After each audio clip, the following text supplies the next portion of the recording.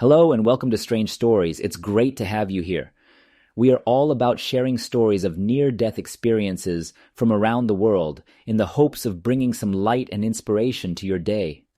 Our daily videos offer a glimpse into what lies beyond this life, and we believe that they can help us all appreciate the gift of life a little bit more. If you enjoy our content, please consider liking, subscribing, and hitting the notification bell to stay up to date on all of our latest videos. Your support means the world to us and helps us continue to grow. And to our returning viewers, welcome back. We're thrilled to have you with us again. So go ahead, grab a cozy blanket, get comfy, and join us for today's incredible near-death experience story. How are you doing, audience? My name is Brandon Densmore, and I had a near-death experience in 2014. So I'll give you some background information so you can understand what happened. I had a babysitter when I was 8 years old, and obviously it was a traumatic experience that shook me to my core as a child, and I believe that was the start of this journey for me, leading up to this near-death experience. But at the age of 8, it had an impact on my self-esteem, self-image, and how I felt about myself. And I had my doubts, and it was, in some ways, the first chink in the armor. I was an innocent child before that, and like self-doubt, issues with self-confidence were never an issue. But when I was 8 years old and went to school, I was made fun of by kids, which further eroded my self-esteem. And I despised school, and I despised being there, and a lot of kids made fun of me. So when I was 14, I was diagnosed with Crohn's disease and sacroiliac spondylitis, which is basically low back arthritis. I was put on pain medication when I was 14 or 15 years old, and they were opiate pain relievers. And over time, I became dependent on these medications. And if I didn't have them, I'd start having withdrawal symptoms. Then I had 2 near-death experiences. I had my first NDE when I was 21 years old. And I was in a fight with another young man who, unbeknownst to me, has a black belt, and I was drunk.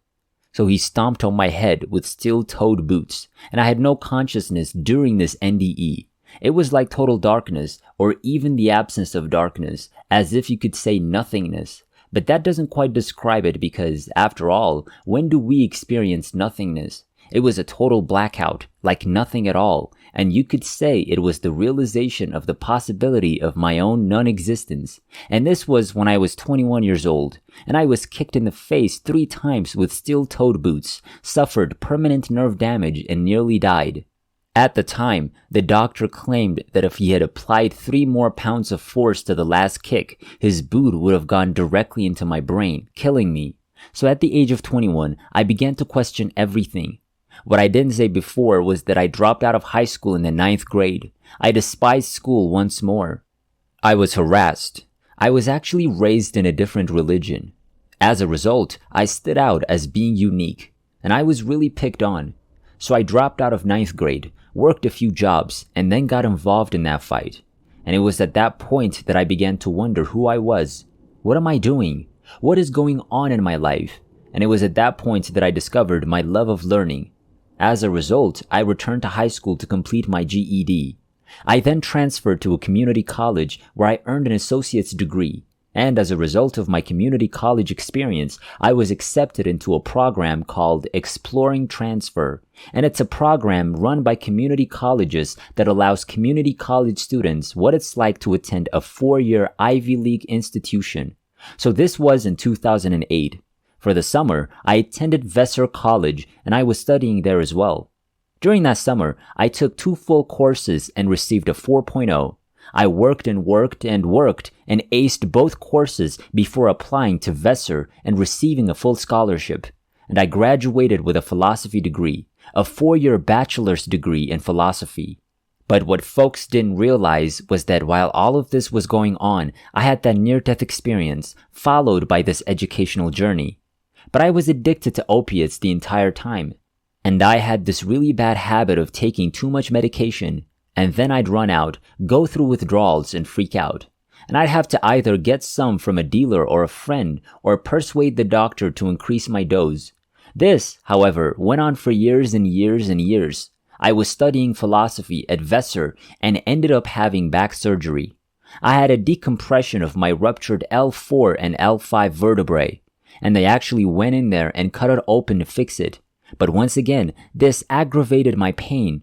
And another reason I was taking more opiates than prescribed was not only because I was in pain due to sacroiliac spondylitis and Crohn's disease, but also because it helped my emotions. It made me feel less like an outsider, less like an outcast. It assisted me in dealing with self-confidence issues, fears, and resentments toward people, all of which had previously aided me. But I was stuck in this awful cycle. After that surgery at Vesser, I was introduced to heroin. So I started experimenting with heroin here and there, and it just kept going and going. So it's 2014, after graduating from Vesser, and I'm in my mother's apartment going through withdrawal symptoms. So I was on methadone, which was prescribed to me. I'm not sure how many of you are aware of this prescription, but it's for people who require a very strong narcotic painkiller. They also give it to heroin addicts who are detoxing. But I was only prescribed this for pain. But anyway, I was taking that med for a while, and I got sick, and the agitation, the uncomfortability, the moving around in my seat, the restlessness, every little problem in my life seemed to be blown out of proportion, and all of my self-confidence issues were just screaming in my mind like, "You're no good." Someone would give me a different dirty look as if something had happened, and I'd think that maybe I'm not attractive or that there's something wrong with me. And I felt it on a very deep level. So the agitation and anxiety were mind-boggling when I stopped taking this medication and went through withdrawals. So I'm sitting in my mother's apartment, waiting for my contact to arrive and bring me some heroin. And I'm not sure if he'll show up. Is he on his way? Isn't he? Will I have to stay awake for another few hours here? How about without anything? And my thoughts keep turning and turning and turning, and I have troubling memories from the past. And there's a knock on the door. What is its identity? Is that him? Yes, it's a he. He's my point of contact. He's arrived. He brings the heroin to me. Finally, the nightmare has come to an end. It's finally here, and I'm not going to have to suffer like this any longer. It had been several days, so I take out some heroin and do some heroin. Oh, what a sigh of relief. The nightmare is finally over. Finally, I can relax, collect my thoughts, and think clearly. But that didn't last long because I was about to die. I had also overdosed. I'm not sure if fentanyl was mixed into the heroin. People are dying as a result of what they're doing because the super powerful narcotic they're mixing in with the heroin is killing them. I'm not sure if it was that or if it was just a strong drug, a strong mix of heroin or whatever. But I did it anyway because I was dying. And suddenly, I found myself outside of my body.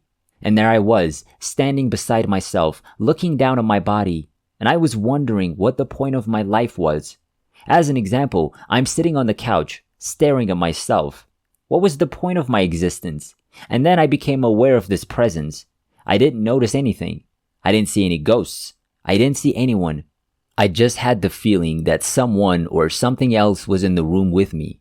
What happened is that I was shown two things. I'm shown all of the people who were affected by my death, including all of my friends, family, and the various people who were grieving, as well as the conversations that were held about my death.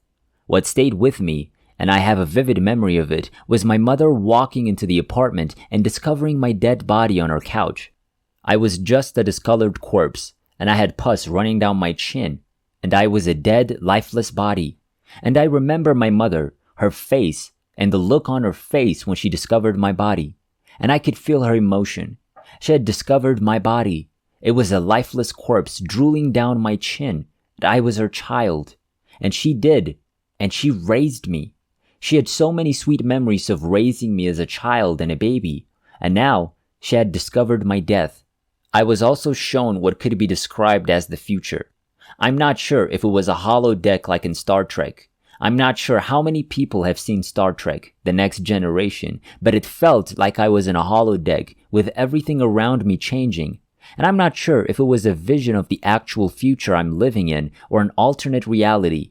But I was shown all these people I'd never meet because I was dead. I was shown various people I would never meet, people I would never help, and all of the joyful experiences I would never have. And it felt like it was crushing me. Then everything changed once more. And then I found myself back in the room, standing next to my body, and I begged, please, please, I can't let this happen. This is not possible. There must be an alternative. I will go to any length. I also heard a voice, and it wasn't a booming, thunderous voice like you'd expect from God or something. It was just a simple voice telling you that your life was over and you squandered it.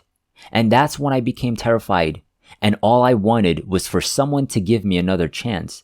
I'll go to any length to beat this addiction. I'm willing to go to any length to prevent what I've seen from happening. And then, all of a sudden, I was back in my body, gasping for air. After that, I went through a 7-day detox in which I had to relearn how to tie my shoelaces. That's how bad it was. My brain had become so reliant on the substance that I had to relearn almost everything, and it was extremely difficult. But now, I'm doing fantastically well. This was in 2014. I had nothing at the time, and I've gone through a spiritual refinement process in which I was able to go within myself and rid myself of self-defeating thoughts, such as limiting beliefs about myself, caring what other people think about me, resentments from the past of various people, and my fears. And I went through a process with all of that, and I was able to flush all of that out of my system.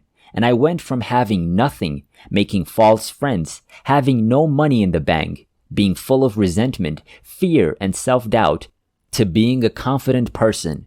I now run my own company, and I married a wonderful woman while working as a spiritual coach and business consultant. I purchased my first home. I have a garden, and I feel like there will be so much more enjoyment and fulfillment in my life after this. I had a baby 3 months ago. Daniel is his name, and he's my life's love. And it's like happily ever after. But it's not like things that bother me don't happen nowadays. But it's just a lot more relaxation, a lot more comfort in my own skin, and a lot of joy and peace. So that's my tale.